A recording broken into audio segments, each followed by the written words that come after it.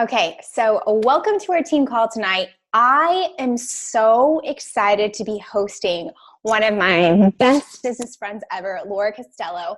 I'm excited for her to share her story because it's an amazing one. She's an incredible leader, and we can all learn from her. A little background on Laura.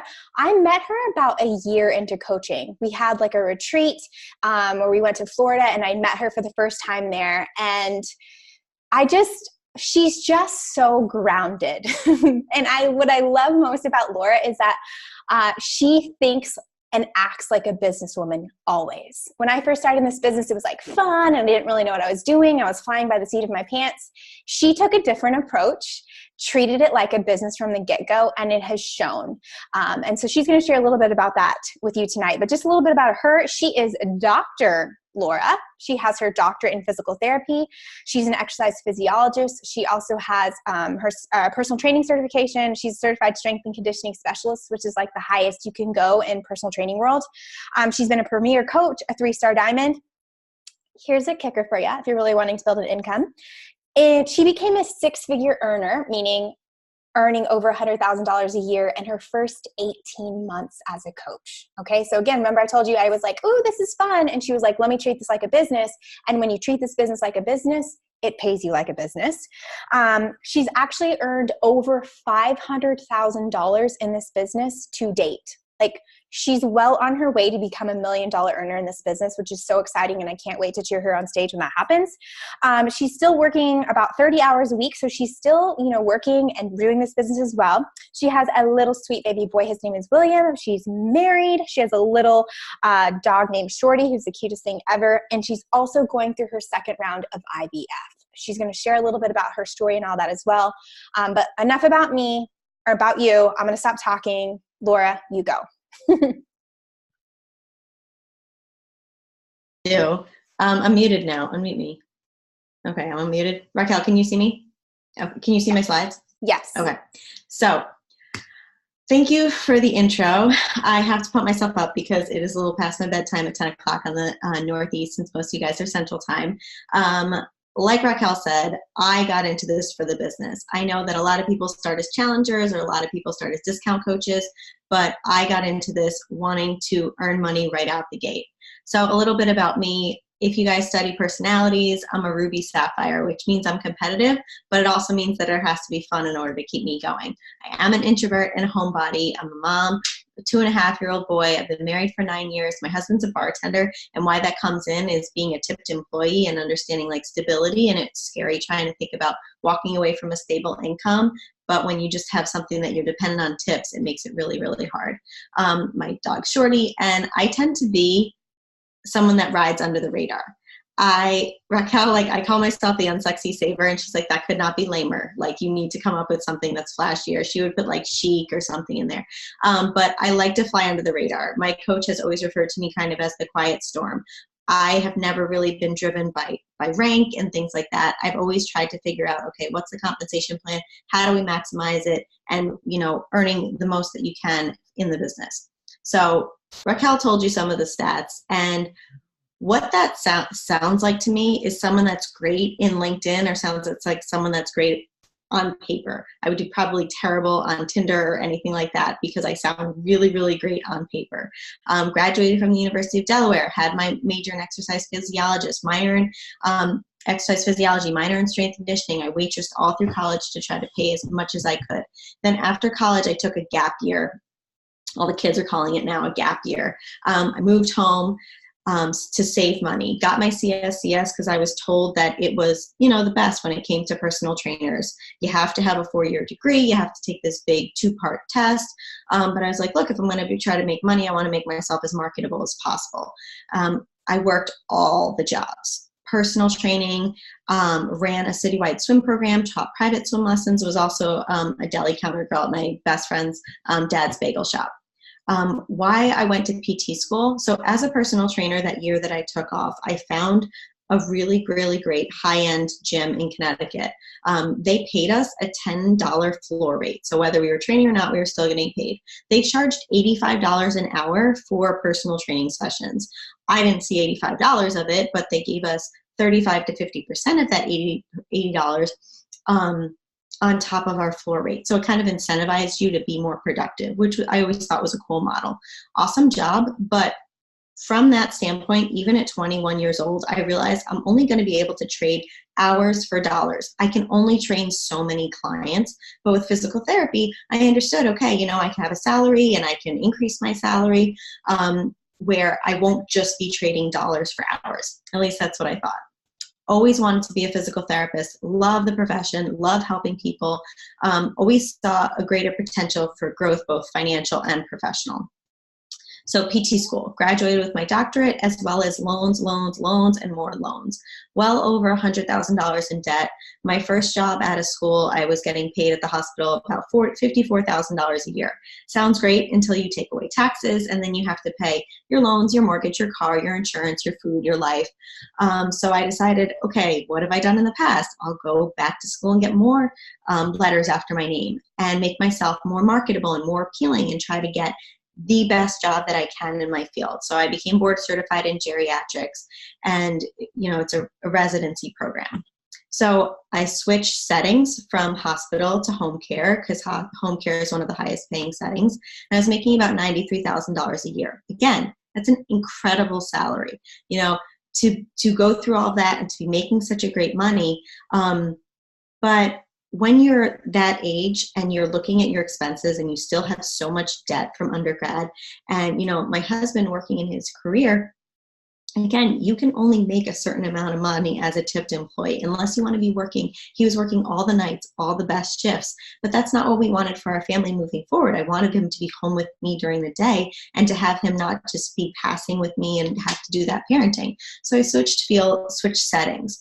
They promised me 5% raises every single year. Year one, you can see it went from 4.5% to 3.2%. Year three, Raquel, I think your head would explode. They took away 5% of our income because the company wasn't doing well. And they said they're taking away 5% from everybody in the company. So basically, I'm back to where I started 3 years prior after all of this experience. Year four, they sat me down for my review. You're doing great. We're so happy with you, employee. You're taking students, you're mentoring, you're doing all of the things, but you've capped out as far as what physical therapists get reimbursed. And we're driven by Medicare. Since we work with seniors, we can only pay you so much. What we have to take away our overhead for, staffing and, all the people at the home office and all of the things. We can only pay you this much. So from now until the future, you will no longer be making any more money. And to be thinking, oh my God, I'm 30 years old and I've capped. I'm not going to be making any more money from here until I retire, however many years later. And my expenses are only going to go up. Cost of living is only going to go up. We want a better house at some point. We want better cars at some point. We want to have kids at some point. And where is all of this money going to be coming from, where we were already living paycheck to paycheck? So the thought of trying to start a family at that time, when we came down at the news at the same time that we were only going to have about a 10 to 15% chance of getting pregnant without doing IVF. And it's different state to state, but for us out of pocket, it was going to be around $35,000. And I was already working weekends at the hospital, and all of that money I was trying to put directly to my loans. So I saw a total stranger on Facebook, and she was looking for just 5 people to personally mentor back when that actually used to work. Figured, what the hell, I have nothing to lose. And I wanted to figure out, she's always been great at attraction marketing and having people drawn into that lifestyle. So I wanted to know, what the heck is she doing? And how can I live that life? It's always, it's that happiness. It's that, I want to bring people into what I'm doing and share it with people. It was so important with me. I had been pursued by other network marketing companies in the past, whether it was Arbonne or skincare or different things. And I had to have something that I absolutely believed in. So Beachbody, I've always believed in the company, always believed in the mission. And I always had the belief in myself that I had the ability to figure it out. I had no idea what it was. I had no idea what network marketing was. And I had been traveling on this path that I was supposed to be on for so long. And I was thinking about it today. My brother did the total opposite. Barely graduating high school, went directly to the floor of the New York Stock Exchange with no degree, total hustler. And has always been so much more successful to me. And we're finally with coaching, like starting to be a little bit more on the same page, but he always took the path less traveled. And I was one of those people where like, I'm just going to do the things. I'm just going to get the degrees. I'm just going to do the things. I work hard enough and it'll eventually pay off. And it was such a reality check for me when I realized that doing all of the things on that path isn't going to get you to your destination. And I like the quote, like you're climbing this ladder and all of a sudden you realize it's leaning up against the wrong wall. And what are you going to do? You're not going to stay there on the top of the ladder and be like, I guess this is it. I guess this is as high as my ladder is going to climb. No, you're going to find another ladder. You're going to take a little tightrope over to the other side and you're going to figure something else out. So from day one, I went all in. Personally, I talked to my upline once my first year. One time. And I figured that she was too busy and I would just figure it out. I heard a few things from the beginning that Success Club's a non-negotiable. I didn't know what it was, but since it's a non-negotiable, it sounds important. So I figured out what it was and how do I hit it.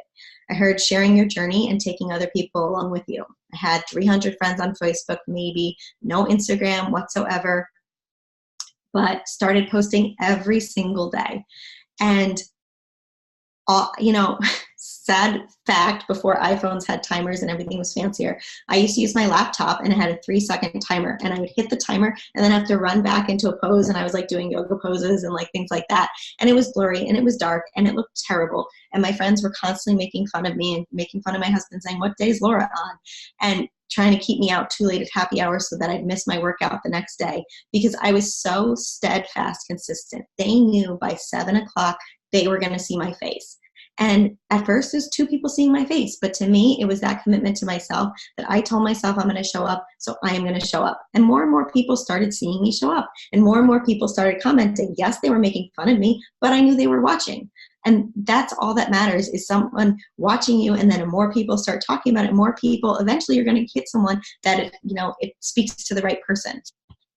So I went back to school again, only this time, Google, college, YouTube, university. I was joking. I just threw them out yesterday that I watched the 3-hour DVD that came with when you signed up for a coach. And if you look at it, it's like so old school network marketing, like it's people presenting up on stage and I was like taking diligent notes the entire time.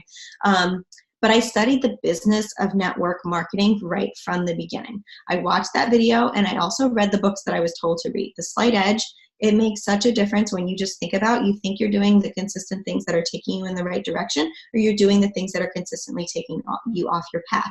And it can look very similar.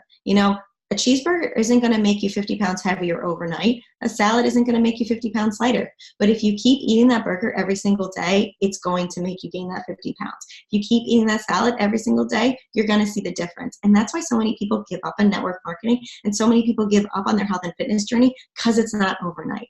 Because right before it's about to start showing progress, that's when they're ready to throw in the towel. And that's why people preach so much about personal development, because sometimes there's some little nugget that hits you just right. I also really liked How to Rock Your Network Marketing Business and The Network Marketing Professional, and any podcast that I could listen to from Dave Ramsey or anyone that was taking it seriously as a business. So I kept repeating my mantra, be here in a year. And when people say that and people say be here in a year, they think that I'm just going to keep showing up. It's kind of like Transform 20. Like you can do all of the moves. And I know with me, like I was in a crazy season of my life right now. You can just walk through the motions, but are you really doing the things? Are you really all in during those 20 minutes? Are you really following the meal plan? Or are you just 6 weeks later being like, that didn't work? So when you say be here in a year, are you doing all of the things that you have to during that year? And that's what I told myself. I'm going to do everything I can. So for my first 3 months, well, obviously only retail sales. I didn't have any coaches underneath me. I went Emerald right away because that's what I was told to do. Sign up my husband, sign up my mom, and got into that right away. Didn't have the money to be spending on 2 Shakeologies every single month, but told my husband, okay, I'm going to give up Diet Coke because Diet Coke is one of my killers and it's really expensive. What can we cut in order to make Shakeology work for us? And I didn't want to have to worry about him going inactive and me going inactive. Boom, 1 Shakeology through me, 1 Shakeology from him, done. And I didn't have to worry about that at that point. Also, it got him invested in the business. And I'm going to talk about that a little bit later, where he understood right from the beginning, one, it was important to me. And two, like, you're in this too. And three, like, if you're going to be spending the money and he's going to actually be a coach, it makes you a team right from the beginning. And it also puts more skin in the game because you're putting that money out that I didn't have. So I had to earn that money back as soon as possible. And just to talk about that, like the fact that it costs so little to get into this business, I didn't want to open up my own PT clinic. Like that was one thing that I thought about. But having my own staff, having to worry about insurance, having to worry about overhead, having to know that that would have to be where I would live for the next 10, 15 years until, it was running on its own, and having to be a mother like that. Like, and also other MLMs, like how much money they ask for upfront. The fact that it costs so little to get in is actually kind of our blessing and our curse, because people don't take it seriously because it costs so little to get in. So 1 year later, after going all in, I made honestly about $10,000 the entire year. And it probably ended up being a wash because I talked about, $200 a month in Shakeology. Plus we had to purchase every program. BOD didn't exist. So every time a new program launched, I made the commitment to purchase it, because that's what you do as a coach. You try out the programs, whether you think that you're going to love it or not, whether you think you're going to be a terrible country heat dancer, you try out the program so you can talk to your network. It is our job to do these things so we can speak on it. It's fine to be completely honest and say, it wasn't really my jam. But now when somebody else is looking for something, we have the ability to speak on it as if we went through it, because that's what we should be able to do. 7 months later, so to go from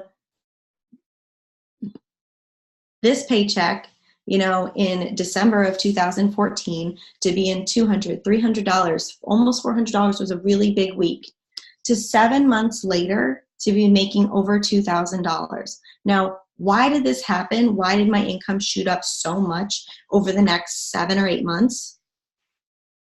What changed? 2-star. Your goal as soon as possible is to get to 2-star. Because if you understand the compensation plan, you understand that opening up your second business center, duplicating yourself, is where the money really starts to happen. One of the biggest mistakes that I made my first year was waiting so long to go diamond, to put it in other people's hands. I was 1/2 emerald away from diamond for months, because I'm like, if Steve will just sign up one more coach, I'll be diamond. Never let your business success or failure rest in someone else's hands. You are completely in control of your business. I should have been signing up so many other coaches that could have gone emerald, and then it would never have been in that stalemate. And I'd never say this business isn't working, I just can't get to diamond. It's absolutely in your control. Other than that, not much changed. I still kept understanding the power of consistency. I still kept showing up. So much what I talked about was the start that stopped. The start and the stop is what kills so many people, where they're like, I'm going to go all in and I'm going to post and I'm going to do all my workouts and I'm going to do all the invites. And then a month later, they're like, but I did all the things and I tracked it and I don't have any sales. You planted seeds. One of my, a couple of those things that will always live with me is the pumping of the well. And if you're reading the book, whether it's Slight Edge or Compound Effect, you're pumping and you're pumping and you're pumping and you're pumping the well, and you're getting drips. You're getting drips. And then you stop because you're tired. And then you have to pump and pump and pump so hard to get the drips. But if you stay consistent and you just keep pumping, it'll be flowing of water, more water than you can handle. And the same thing with the planting of the seeds. It's not always harvest season. Sometimes you're planting seeds. And those people, if you haven't been in health and fitness, I came from that, so people didn't see it weird as a transition, but that's totally fine if you're not. But you have to be planting the seeds and having the credibility. So in 2-3 months of you doing it consistently, people want to see, did Transform 20 work for you? Did 80-Day Obsession work for you? I'm going to watch you and have you be the guinea pig, and then I might get in. But if you quit when people are just starting to watch you, they're going to be like, I thought Raquel was coaching. What happened with that? Where'd she go? You have to be constantly showing up and be on people's minds. That's why through the holidays, so many people fall off, but you have to be the one that they're thinking about come New Year's, when everybody has that resolution. So being here a year from now was always a mantra that I said to myself. But then thinking about if I had put in all that work and I got to a year and I was like, really? I'm making $300 a month? I could make this just doing a couple extra hours of, my day job. Why am I doing this? And same thing with keeping my husband on the same page. Because if we got to that year mark and I didn't have that long-term vision and belief, I would have bailed right before the magic really started happening. And I said that Raquel is always going to talk about belief and vision. And I know sometimes you might think like, whatever, what is the big deal with vision and belief? But the truth is, it's everything. Not just in the beginning, not just when you're starting out as a coach, but the dips, expecting them and leaning hard into them with your belief and your vision for those moments. So things that helped me, always being committed to a program, believing in Beachbody as a company, understanding that they know more than we do when it comes to the products, the development, the launches. Is everything going to be a hit? No. But for the most part, our research and development team knocks things out of the park. And they have our best interests at heart. The way that I was just listening to a call on Shay Stanford did about talking about why we went into Canada first with Shakeology and trying to get over their strict regimen for, everything that they have. And then wanting to get into the UK and making sure that we were a food, so we weren't taxed at a certain rate to, so the products wouldn't be so insanely expensive. Like everything that they do, there's so much behind the scenes that we don't even realize. So having that belief in the company and the products that you're pushing. Understanding how network marketing works, the power of residual income and passive income, studying our compensation plan inside and out. Do you feel confident knowing the difference between weak leg, strong leg if you have one? Where you would place your husband, where you would place your second business center. What does it really mean? Should you be placing your sales underneath your husband that aren't Success Club points so that you're actually getting volume back up to yourself so you're making more money? What are those things that you're doing? Do you understand how to maximize our compensation plan? Showing up daily for myself, my team, my audience. Being vulnerable. I have always my whole life been a very private person. It wasn't until coaching and it wasn't until going through IVF that I really started sharing anything. And that was one thing that was hard for my closest friends. They were like, what is this all of a sudden? You're sharing everything on social. But especially going through IVF and realizing how many moms helped me through my journey and how many people I was helping by sharing my journey.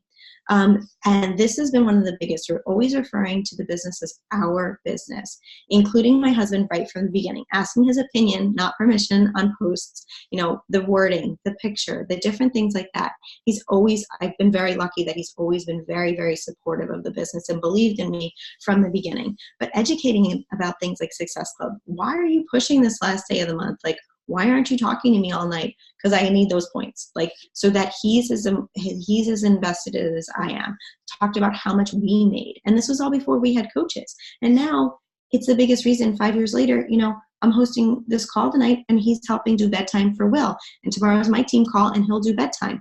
But I'll do it on Tuesdays and Wednesdays since he did it on Sunday and Monday. Having that open communication so that you guys are a team whenever it comes to the business. Leaning in when things get hard instead of leaning out. Too often we hear things like, I'm overwhelmed, or I'm just going to take a step back, or I'm going to focus on my own thing or my own brand. We all go through seasons in life and we don't have control over things that are going to happen and things that are going to get thrown at us. But when it comes down to them, most of them are generally excuses. Excuses, mismanagement of time, too much scrolling, lack of personal development and belief in yourself. And I don't say that haphazardly or, I don't say that easily because there's been times, so many times, and I will talk about it in a slide or two, where I've questioned my leadership ability. And I've had to dig deep into different personal development, whether it's leadership or whether it's sales or whether it's closing, whatever it is that I feel like I'm struggling at that moment, I usually find that it's something lacking in my personal development. You are completely in control of what you allow in. So if you feel like you're getting overwhelmed by everything coming at you, put on your filters, put on your blinders. There is a lot more training than there was when I was starting coaching, but there can be too much training. If you feel that that's an excuse, learn something, implement it. Don't learn something new until you've implemented what you learned. Too many groups? Pick a few groups, put them into your, onto your pick list at the side of your Facebook and just check into them once or twice. don't worry about the notifications. Don't worry about constantly doing all of those things. Don't get lost in your team pages and the Bombshell team page if you're in there, as far as like having to comment, be an active, be a river, give back, educate, other people, things that you've learned, but don't let the non-business building activities be where your focus is, because that's where you get burnt out. Make sure that you are doing things that are going to be driving your business forward, making money, because those small wins are what builds momentum, builds confidence, and keeps you in the game for the long run. And if life gets hard, find a way to turn that mess into a message. And that has been one of the biggest things for me is, what can I learn from this? There's always going to be times in my life where I'm like, all right, I've heard it. God will only give you as much as you can handle. What am I supposed to learn here from this, God? But there is always a message. So just make sure you don't get caught up in just the mess stage of it. And I just want to tell you guys a quick, I know I'm getting long, but learning to turn your worst day into your best day. So part of my ongoing thread through Beachbody and coaching that I didn't know was going to be my message was going to be IVF. So after going through all the rounds of IUI and finally accepting we had to move forward with IVF, the difference between anything before IVF is pretty much like kindergarten to college. Like, it is so much more expensive. Before you even get to meet with the doctor, they make you meet with the billing specialist that goes over all the packets and how everything is going to cost. So the cost of the injections, the surgeries, the testings. And I remember the first time I went with the doctor years before I even started coaching, and she told me so frankly and coldly, yeah, you have like a 10 to 15% chance of getting pregnant without IVF, and it's going to cost you about $30,000 to $40,000 for IVF. And at that time, we were so broke, and I just remember thinking, like, how? Like, we have to try everything else. There's no way. Like, what are we going to do? Take a second mortgage out on our house? Like, how are we ever going to afford this? I was already $100,000 in student loan debt. And years later, after coaching, sitting there and just having her adding up all the numbers and going over all the costs, I just remember sitting back and just getting swept over by the sense of calm. Like, I got this. Like, sure, it's a crap load of money, but all of the hard work, all of those late nights, everything that I put in was all leading up to this, was all giving us the ability to control something that we could control. When you're going through infertility and you're so desperate to be a mom, and people are telling you, you're already a mom, you're already putting in all the work, like, when you finally get that kid, you're going to understand what it was all worth it. And that's how I felt in that moment. I felt so much a mom already, so long before I held my son years later, because I was doing everything I could in my power to be the best possible mom and to show up in every possible way that I could. So that is what coaching gave me. And I don't think that becoming a family and being able to have kids should be controlled financially. But unfortunately, that's how it is today. And to be able to give this gift to other moms so that they can give back and so that they can learn how to, afford the things that they want in their life, to me is so powerful and will always be my mission. So what I want you to think about is, life's never going to slow down. It's easy to tell yourself, as soon as I get pregnant, I won't have to worry about all the IVF and it won't be so stressful. My pregnancy was brutal. I had morning sickness, morning, day, and night for all 10 months. And once the baby comes, it'll be easier, every new mom thinks, because the baby will be here and I'll have more energy. And my son never slept. He's still not sleeping. He's 2.5. Now, 8 months later, after my son was 8 months old, they found a massive grapefruit-sized tumor in my pelvis. How they messed it when they took out the baby, I don't know. But, I had already used up all my FMLA from my maternity leave. So when I had to take 8 weeks off from my full-time PT job, and the biggest reason I still keep my PT job is for health insurance. Our entire family's on it. And I still love being a PT and went to school for so long. But in reality, thinking about having another kid, that's one of the big reasons that I still work that job. But it was all unpaid. The 8 weeks, could you imagine right now at this stage in your life not getting a paycheck for the next 8 weeks? And that's what it would have been like if I didn't have the income coming in from coaching. There's been waves. There's been coaches of my team that have left for ketones. There's been coaches that have left, for isogenics and for other things. But understanding that those things are going to happen, and that's okay. It should never mess you up and make you lose focus on what your overall mission is and what you're doing. It's cool to think about the fact that without if I hadn't started coaching, if I hadn't started my team, what wouldn't have happened? So thinking about what's the message that you've learned, no matter how hard it is to find. So what gifts at this stage in your business has coaching given you? For me, one of the greatest gifts is time. My son, we have someone that watches him during the day from home. He never has to wake up until he's ready. He doesn't have to be rushed out the door, get to daycare. When he used to be sick at daycare and we'd have to figure out who was taking off, my husband or me having to cancel all of my patients, and just having that sense of calm and having him take life at his own pace has been such a huge blessing. Giving myself purpose, giving myself a platform to talk about different things that are important to me, setting ourselves up for our future with retirement accounts and with investment properties, and the personal development, both physically and spiritually, and everything through personal development that I didn't even know that world was out there until coaching.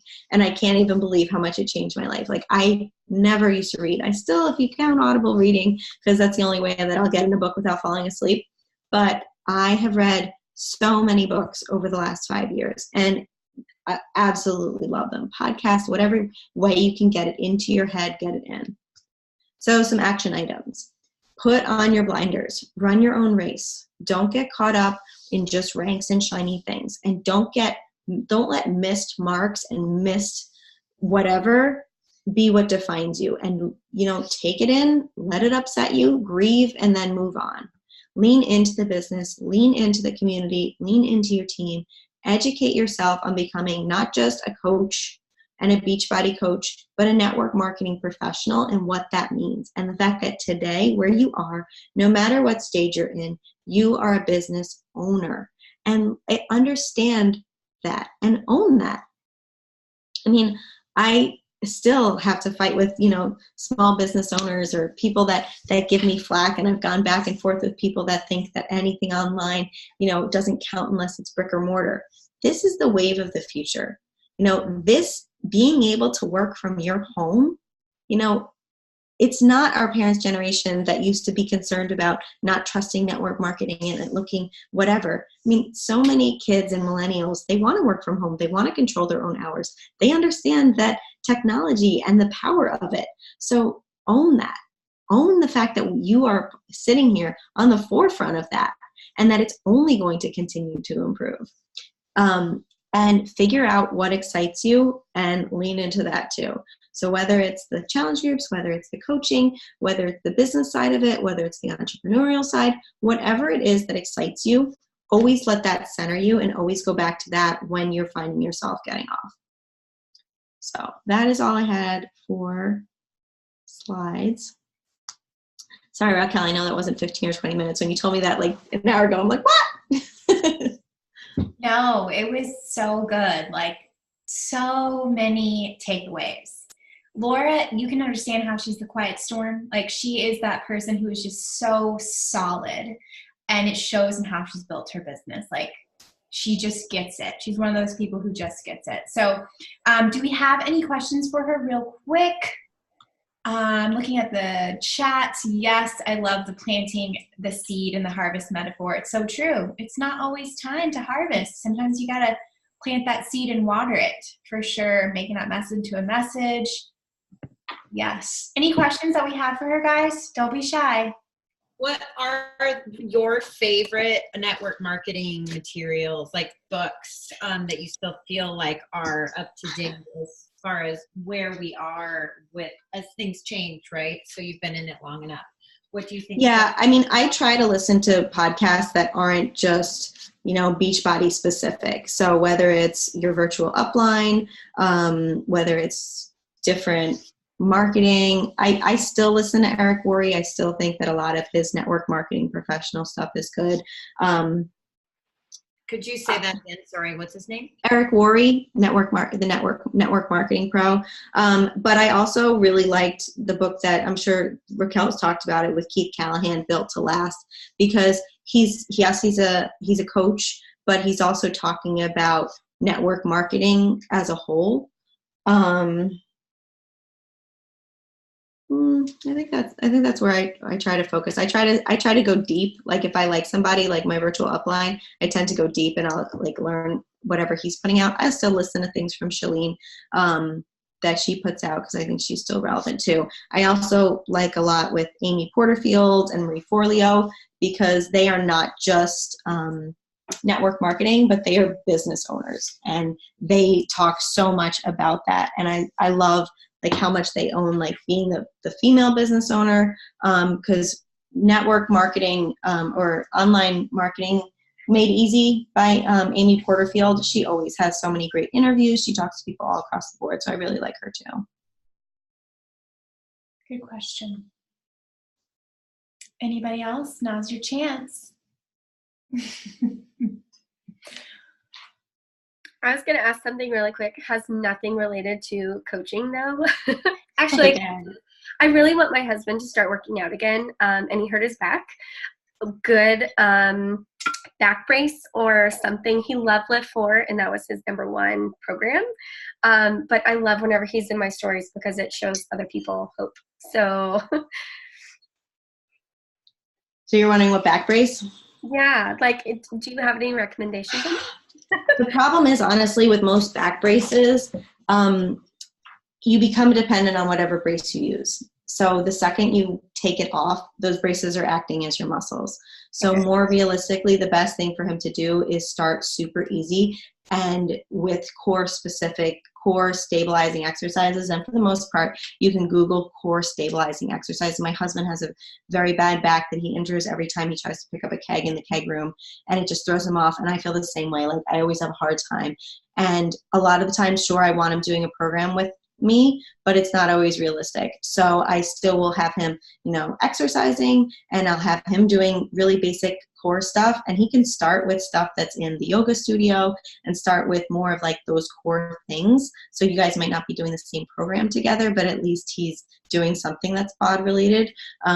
It's obviously different from what he's dealing with, but the postpartum stuff has a lot of really basic core stuff, and then as he gets stronger, he can progress from there. Yoga is always where my husband goes.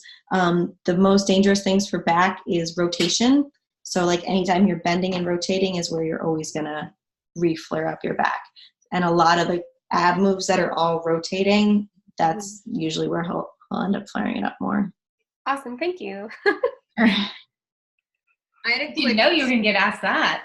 One's a PT, always a PT. I do have a body question too, really quickly, up on Jackie's thing, because I've been noticing with Transform 20, so there's so many, so rarely do the modifiers actually step back into a burpee rather than jumping, right? I mean, like it's one thing to jump forward in from a burpee, right? But it just feels like, I hear people hurting their back. I wish that I could be the modifier that consult, because like that's honestly where I've thought about my business the entire time, and I've just never like taken it, is like, this isn't the modification you should actually be doing. Like, what is the safe modification? And same with 80-day obsession. Like going through that as moms, I was like, my abs were cut open twice in 10 months. Like there is no way I'm doing anything side plank wise. So like, I think one of the biggest conversations to have with your people is embrace the modification.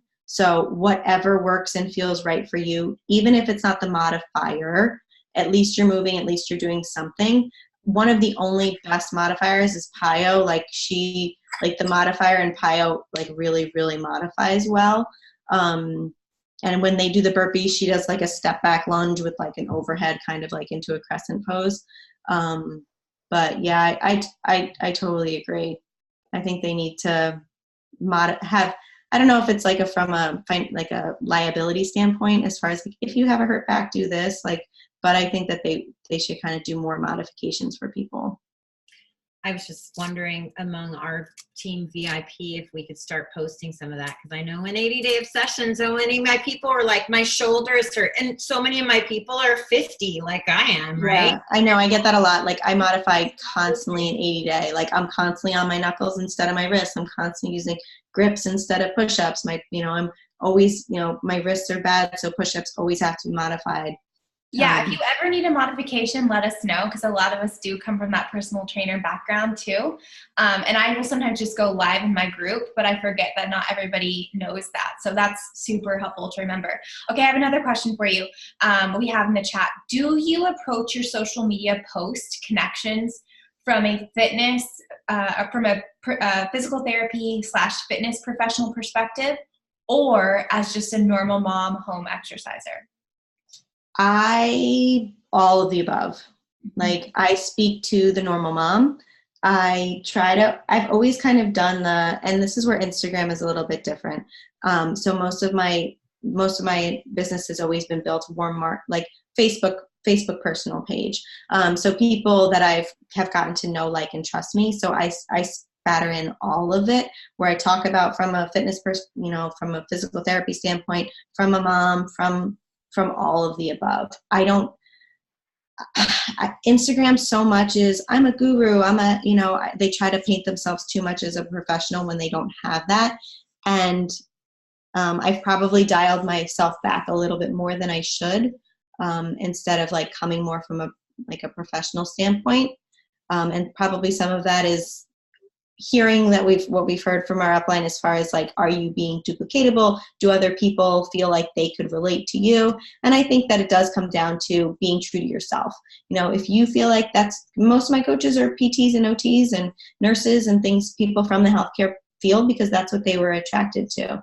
So I think speaking to whatever you think your audience would want to hear. But for the most part, I've talked more about like my personal struggles with IVF and weight gain and weight loss and things that I've been with on that standpoint, and not as much from the fitness professional side. We definitely should do that more though. Yeah, good question. Okay, anything else? Well, thank you, Laura, for staying up late. I know that it's like super late on the East Coast, but I appreciate you. So helpful. No, thanks for having me. I'm so glad I got to talk to you guys tonight. Yes. Okay, have a good night. All right. Bye.